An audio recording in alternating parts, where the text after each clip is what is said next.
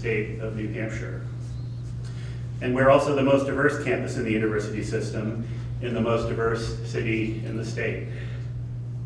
And we've been pleased on both of our Durham and Manchester campuses to support the work of the Census Bureau as they roll out this critical program. So it's my privilege to kick off this press conference on the United States Census by welcoming New Hampshire's U.S. Senator, senior U.S. Senator, Jeanne Shaheen. Senator Shaheen is the first woman to be elected both governor and U.S. Senator. She served as New Hampshire's governor from 1997 to 2003 and has served in the U.S. Senate since 2009. Senator Shaheen is a member of the Senate Committees on Armed Services, Foreign Relations, Appropriations, Small Business and Entrepreneurship, and the Select Committee on Ethics.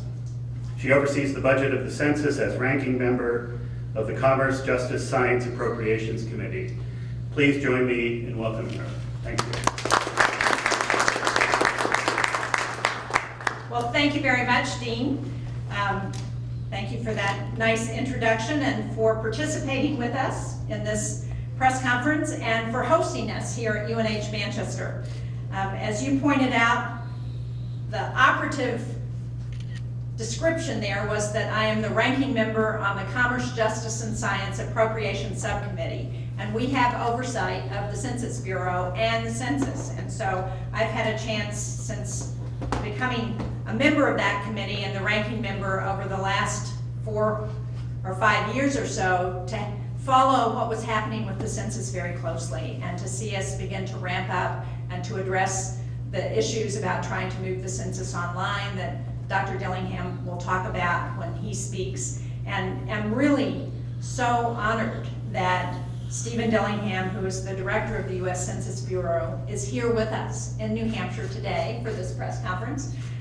The census actually began to roll out in January in Alaska and March the 12th, I think. So yesterday was the first official day. And I don't know about all of you, but I got my census form in the mail. So please, to everybody who is checking your mail, take advantage of that and listen to the instructions that we will get today. We're so pleased to have Manchester coordinator of the Complete Count Committee, Susan Howard, who is with us, as well as the Assistant Regional Census Manager, Lisa Moore, who is with us. So thank you both for being here today as well. You know, one of the things that is often mentioned when we're talking about the census is the fact that the census is required in our Constitution. I think a lot of people don't realize that, but we are required to count the population of the country every 10 years according to the census. And it's not just about congressional districts and determining how we divide up members of Congress. More importantly, it's about how we distribute $1.5 trillion in federal money throughout the country to municipalities, to states, and make sure that those dollars go out to accommodate the needs that we have in this country. And so many of those are determined by the information that we get in the census. So by responding to the census, you're helping to ensure that your tax dollars are invested in roads, bridges, water and sewer infrastructure, and first responder equipment, and so many of the public services that we all depend upon in this country.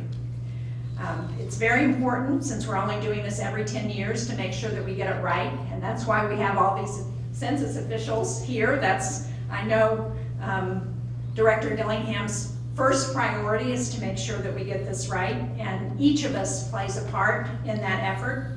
As I said yesterday, my husband and I got our census form in the mail. We want you all to be on the lookout for this. This provides clear instructions on how to submit our response to the system. And think about, actually, when I got this, I thought, oh, now I gotta go online and fill this out. Because it does take a little bit of time, so we want people to plan ahead and think about actually getting this done, and think about if you have questions. The folks here will talk about how you can get those questions answered. But one of the things that I think is very important that we're doing in New Hampshire as well is that the libraries in the state are also signing up to be helpful with the census. I'm glad we have Michael York here, who is the state librarian. Thank you, and we have some other libraries who are represented.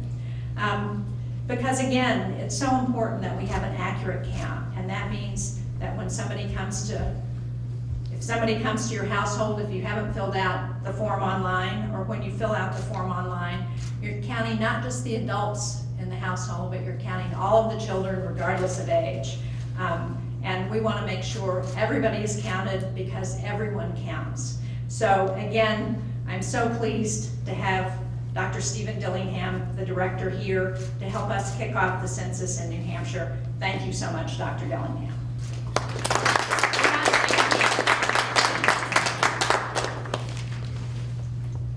Yes, we're not shaking hands. We're following the public health protocol. Well, good afternoon, everyone. It's a pleasure being here. It's wonderful to be here on this beautiful and historic campus. It's a beautiful location, but it's a little bit moist today.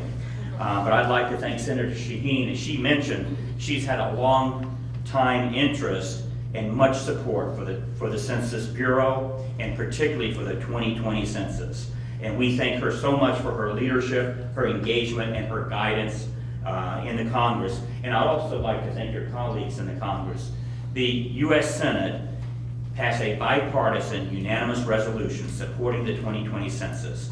And that was very important for us. And that's the kind of support that we need across the country, and we're receiving it at all levels. But there are many people here, many partners here in the audience. I had the pleasure of meeting with the Granite State Organizing Group earlier. We had very good discussions about the 2020 census. And when I came into town, I saw the electronic billboard for the 2020 census. When I arrived at the local cafe, they had the 2020 census posters up. And everywhere I go, we're seeing 2020 census, and that's a wonderful feeling. And I want to thank everyone so much, and the Complete Count committees and others. But I want to take just a moment here to inform you of some of the work that we've been doing recently. The 2020 census is here, we are ready, and it's operating. And the senator just got hers. We have a staggered mailing. We don't burden the Postal Service with it all at once. It's a period of days. But yesterday, many people received their invitation to participate, and we turned on the computer system at midnight. And at the end of yesterday, more than 1 million people had responded online for the 2020 census. We could not be happier and more proud, and our system was working perfectly. So I want to thank you, tell you how easy it is. I actually completed it a couple of days ago on a soft launch. And for my family, it took me, and I'm slow, it took me 9 minutes. So it is very easy, it is very quick. It's an exciting time for us. And I want to remind you, there are 3 options. And probably all the partners here realize that, but anyone who may be watching, you can do it online, you can do it by phone, or you can mail it in. 3 options, and you get to choose which one. Now, we prefer to get it quicker, so we like, and in our research indicates, most people like to do it online. But you can do it by phone and call our questionnaire assistance center, and also get language assistance. And on the internet, we have assistance, materials, and visuals in 59 languages. So keep that in mind when you're deciding as soon as you get your invitation, but don't let it linger. Most people actually respond in 2 days. So we have this great peak, and we will be testing our system because we've designed it for more than 600,000 at one time. But we want to make sure it's working and we don't have a performance problem that maybe it slows down. And if you have not responded by mid-May, you will receive a paper questionnaire in the mail. And in addition, mid-April, and if you haven't responded by mid-May, our current plan calls for us to send the census takers out to the community to knock on the doors or leave the questionnaire with you, perhaps on your doorknob. And we're working out those details because conditions are changing, as you're aware. Now, I've been traveling across the country meeting with many partners, and I love to meet all the partners. And right now we have more than 330,000 partners across our nation, of all shapes and sizes. In the business community, it would be like the little cafe we were at Bridge Cafe a few minutes ago, or it could be the largest retailer in the country. The nonprofits, the American Library Association that you mentioned, the largest and the smallest nonprofits are doing fantastic jobs. Higher education, and that's one reason we're here today, and I want to thank the dean and all the higher education officials and students and faculty across our nation. They are our partners. We have about 6,000 colleges and universities that are our partners. And when I visit them, they are engaged and they're helping. And very importantly, if you're a college student, know a college student, have a son or daughter that's a college student, or anyone else, encourage them to apply for a census job. So we're still recruiting. We will be recruiting for the next few months. We have reached our most ambitious goal of about almost 2.7 million. We have now gone over that, but we're going to be selecting about 500,000 people. And there is some circulation. They're part-time jobs, they're evening jobs and weekend jobs. They pay well, and someone mentioned here this morning about $20 in this area, $20 an hour. So we want you to consider that, college students and anyone else. We have a lot of retirees, and we got an alumni group that comes back every 10 years. A lot of people. I've met 2 people, this is their 7th decennial census. Their 7th. So this began, as the senator said, in January, and I visited Tooksuk Bay in remote Alaska by a small plane, got on a snowmobile, and went out to count the first person. It was just such an adventure and reward for me to sort of be part of census history. And it took us out to Tooksuk Bay. We were the only planes allowed to land, very small plane. And after we landed, they said, you better be prepared to leave immediately with snow coming. So when we landed, we went out, and I'm going to take a little adventure here. I'm going to just share with you something personal. I can't talk about who I counted, although the newspaper has, stories on it, because I have a legal obligation not to reveal any personal information. But when I was in that person's home, and we had a translator, that person spoke Yupik, and it was being translated, and I'm recording it, and at the end of my count of that person, the person looked up at me and very sparkling eyes and a warm smile said, "Thank you." It showed me that trust is everything in answering the census. I then got the call that I had to be back at the plane in 5 minutes. They were taking off, they had to. And so I rushed down, and we stopped at the village's school. And the entire village had congregated there, and they were celebrating in native garb, native foods, native music. The parents filled the stands. They were celebrating the 2020 census. So reluctantly, I had to rush out of there, and I made it to the plane in time and did get back. But we're still recruiting people across the country, and we need your help. This 2020 census is extremely important. As the senator said, I won't go over that again. You know the money, you know the apportionment purposes, and that we have found, and in our communications campaign, that people connect with the census when they understand how it benefits them. It benefits them, their families, and their communities.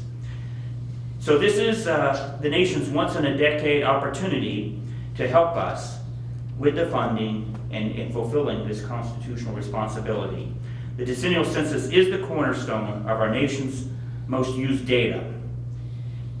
And responding to the census is not only in the Constitution, it's critical. So I want to thank you for helping us with this noble cause and helping us with this important civic responsibility. Thank you so much.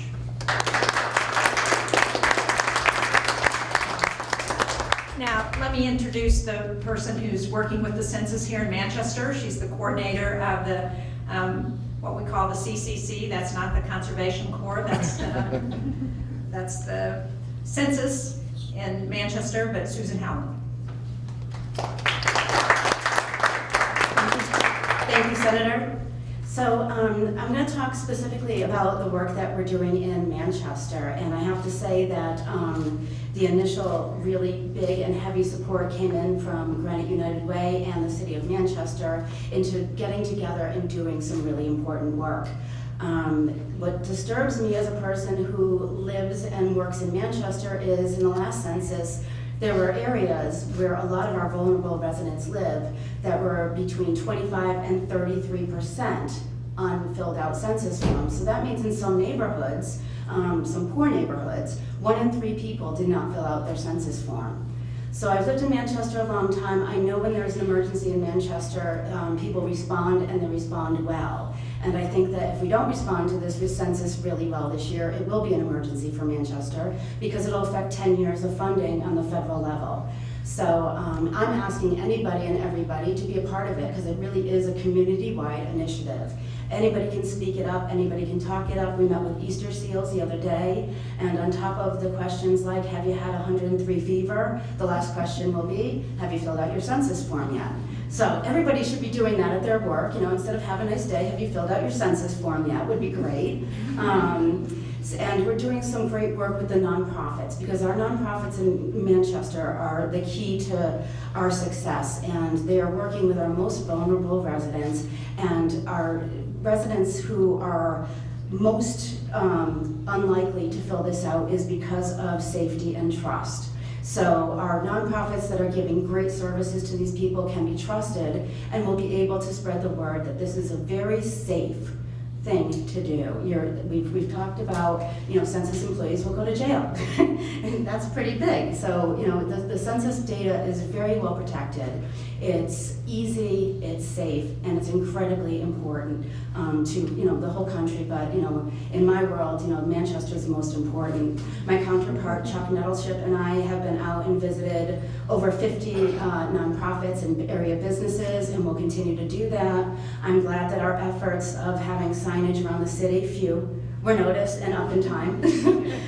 So thank you guys. It's been a really good experience for me, and we're working with really great partners. Every nonprofit that we hit upon is more than happy to do everything they possibly can to help. So I'm really, we're really fortunate in Manchester that we have such good people that are going to do such great work. So yes, we can do better, and we will do better in the 2020 than the 2010. So thank you. I would like to introduce Lisa Moore, our regional manager for the U.S. Census. Thank you. Thank you, Susan. Thank you, Senator. And thank you, Dean, for hosting this amazing event today. I am personally happy to be here because I work for the New York Regional Census Center, which covers New Jersey, New York, all of New England, including Puerto Rico. So we're responsible for ensuring the education and awareness is here for the 2020 census, but then also ensuring an accurate count for this region. So we're excited about that. So if you can just take a moment, go down a little bit of a skit with me here, listen closely. You might be hearing a census clock countdown tick, tick, tick. April 1st is coming, that is Census Day, right? But those beats are getting louder. The census actually commenced yesterday. March 12th, the invitations began to be mailed out. It has officially kicked off. The largest peacetime mobilization has commenced throughout our country, and that is really powerful, impactful. For the past several months, we have partnership specialists, as mentioned, Chuck and Nicole and Yara, here with us today. We have been working with the businesses, the nonprofits, Susan, to get out this message. We've worked tirelessly to get the knowledge and the awareness out throughout our entire region. We've made great progress. The state of New Hampshire has over 1,200 census partners, 2020 census partners. They have over 1,200 census partners. This progress is only made possible from the trusted voices of a community. And we are really excited about the trust and the value that each nonprofit brings and business and library brings to the 2020 census. We have a diverse community, and the way in which we can ensure a complete and accurate count is to ensure we're hiring locally. So we are still hiring census takers. That they can apply at 2020census.gov/jobs, and we are paying $20 an hour. So we want to make certain that we are hiring locally, speaking the languages of a community. A familiar face likely encourage someone to respond to the census versus, as mentioned, a federal employee coming to knock on our door. But we will do that should we have to at that point in time. So voices, trust in the community, the leaders of the community is really important. We have, I think, here today with us, the International Institute, who's received a mini grant That was made possible through the New Hampshire Funders Forum and the Granite United Way. So we're excited that the census message and the partnering across multiple organizations has developed, and we're seeing that in the communities. We are seeing that. I see the heads nodding. We are seeing the 2020 census. The message, it is safe, easy, and important. So if we can get that message out at any personal way, I always say, get into an elevator, tell everybody. The census, it's safe, it's easy, and it's important. It is now. So completing the census online, over the phone, or by mail. That's the ease of it. The importance of it, we have political representation at stake as well as funding. We are at a college, so understanding the Pell Grants ties to census data. Population feeds how we should support Meals on Wheels, how we should support our WIC program, our SNAP program. It ties back to the population. Our hospitals, roads, ties back to the 2020 census. And then the safety, the confidentiality. We cannot share any information that would identify an individual with any other federal, state, local agencies. We cannot share information with law enforcement agencies. We cannot share information with landlords or immigration. So it's imperative that we have the trust of the public to ensure a complete and accurate count. So March is here. We are ready to count. We are counting over 1 million yesterday, and we want to encourage that everyone complete their census at 2020census.gov. And we together, as a community, as Manchester, as New Hampshire, will ensure a complete and accurate count and shape our future for the next 10 years. So we're excited, and thank you for this opportunity. So I think everyone would be happy to answer questions. I just wanted to point out that in addition to Manchester, and unfortunately Mayor Craig wasn't able to be here today because she had an emergency, called her away at the last minute, but certainly the city is working very hard on trying to make sure everyone is counted here, as Susan said. And I was in Nashua earlier, the second largest city in New Hampshire, and with the mayor there and a number of other city officials, we did a picture with a big banner that we're going to post on the website saying 2020 census, to again remind people to come in, fill the census out. As everyone has said so well, the data is confidential. It's not shared with anybody. And there was a lot of concern that there was a citizenship question on the census. That is not the case, so we should clarify that for people. This is an opportunity to get an accurate count of who everyone in the United States is, and that's what we want to do. So, questions for anybody up here? Yes? Prior to the outbreak, New Hampshire's low unemployment rate was already causing concerns about recruiting enough census workers. Where do we stand now in New Hampshire, and what's being done to try and reach the numbers that we need? Who would like to answer that? I can address part of it. I'm not sure I heard all the question, but you were talking about the coronavirus outbreak and its impact? Well, that and even before that, there were concerns that New Hampshire was going to have difficulty recruiting enough census workers because of our low employment rate. Where do we stand now, and what's going to be done moving forward? Sure. I'll let Lisa go into some of the data we have. But let me just say, first of all, nationally, including New Hampshire, we have at least 3 applicants for every job. Some areas, I can tell a few areas, we have as many as 18 applicants. So New Hampshire, when you look at it, statewide, is doing fine. We are meeting our operational requirements, but we're going to continue recruiting. What we do with our recruiting is we prefer to hire people from within their communities. So they know those communities best. We would like to have our workers from the communities that they're working in. We also like them to have the set of skills. For example, the language requirements. And Lisa has some particulars that she can share with you because they began making the selection decisions last week, and she can tell you what they did last week, what they're doing this week, and what they're doing forward. Yeah, sure. All right, so the recruiting. So we as an agency have to over-recruit for the positions in which we actually have to fill. So the state of New Hampshire has recruited 70% of their goal. And as the director said, we are comfortable with the numbers that we have. because it's, he said there's a 3-to-1 in some of our areas that are more difficult to recruit, so we have an applicant that's available to be selected. That's not to say we're never going to stop recruiting. We want to make certain that we're always hiring locally. We don't want someone from another state or another county or another city coming into a community and actually do the enumeration. We prefer to hire very locally within a community. So what are our selection criteria, and understanding the need to have languages be spoken in a community? Our first pass of selections were done last week, smaller scale sets, but that was focused 100% on languages from applicants that have actually applied. So we used applicant data, we saw the language that we're applying, used census data, obviously, and used it together to ensure we were hiring languages from communities where we needed them.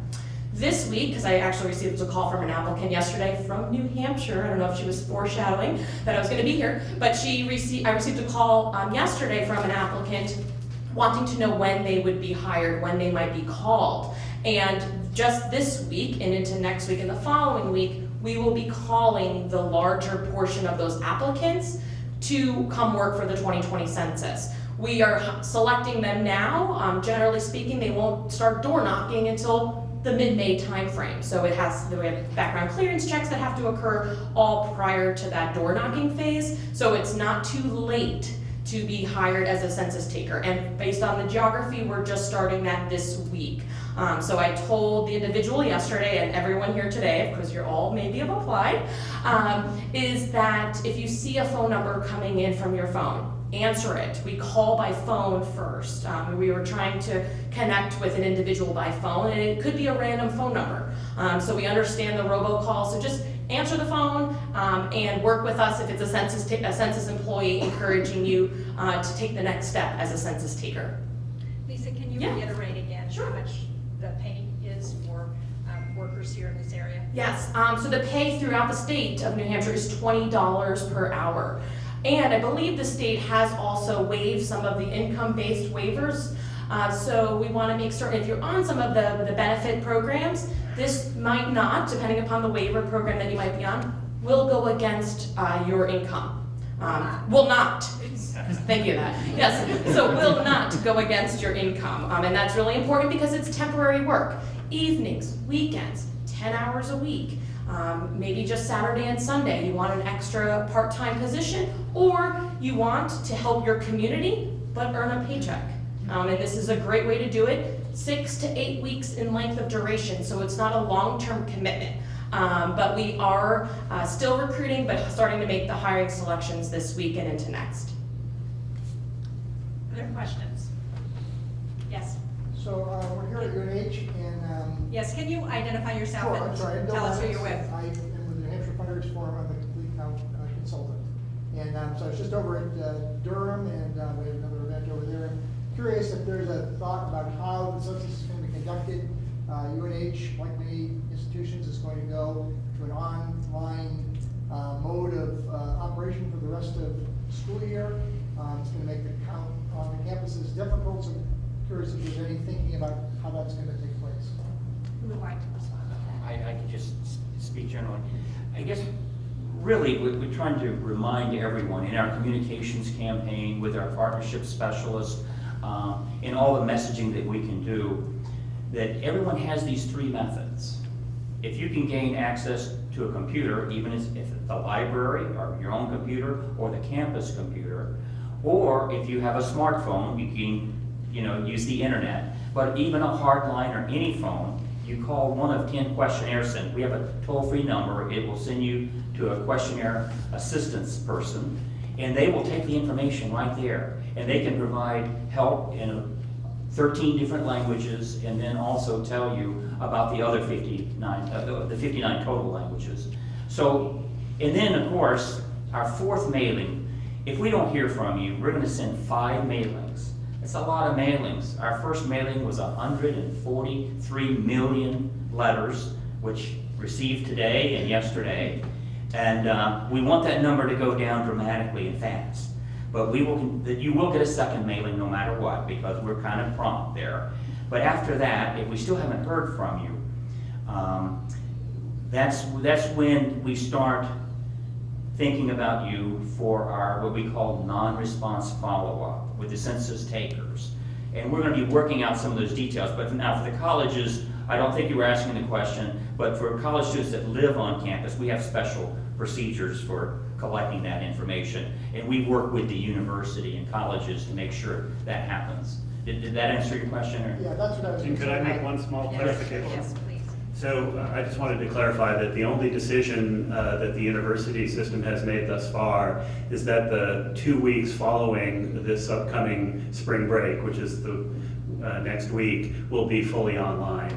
This is a fast developing situation. It's hard to predict where things will go from here, but right now we're planning on being back in business after that 2 week period, subject to conditions here in the state and elsewhere in the country.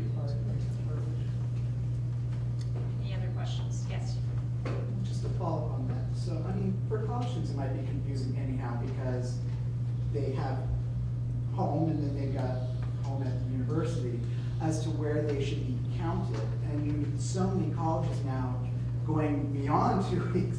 And some college students are gonna be home for a semester indefinitely. Where should they be counted? Sure. We have a special process we've been following for many years, but the whole census model is built on where are people living. It's where they're residing. And so we count college students, if they're a full-time college student going to college, we count them at that location, whether they're on campus or off campus. Now, we understand that sometimes there's confusion. The parents may, by mistake, count them in another location. We urge them not to, but we do have special capabilities where we match the records to prevent duplication. So if it's a college student and their parents happen to count them, our system should catch that and make sure we count them in one place.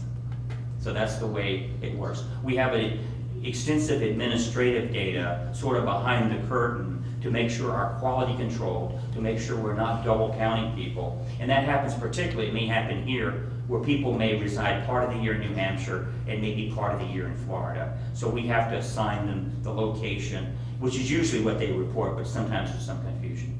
Yes. Sorry, I'm Matt Meyer with Business Management Magazine. Sure. So, if students are being sent home, Yes. should they be reporting still their college address? Well, they should, because it's where they're residing. Usually we use the 6 months. Where are you going to be living for the 6-month period? And it usually includes April the 1st. But sometimes, and right now, where some people are leaving college campuses on a temporary basis for perhaps a couple of weeks or yet undetermined, our model is we will count them at the college. Yes. Okay, I'm getting the high sign. Any other final questions before we close for any of our guests? Well, thank you all very much for joining us. Thank you to everyone, all of the officials who work for the census. We are going to get this accurate count, and we're going to get those numbers up above the 30 to 40% in Manchester. Thank you all very much.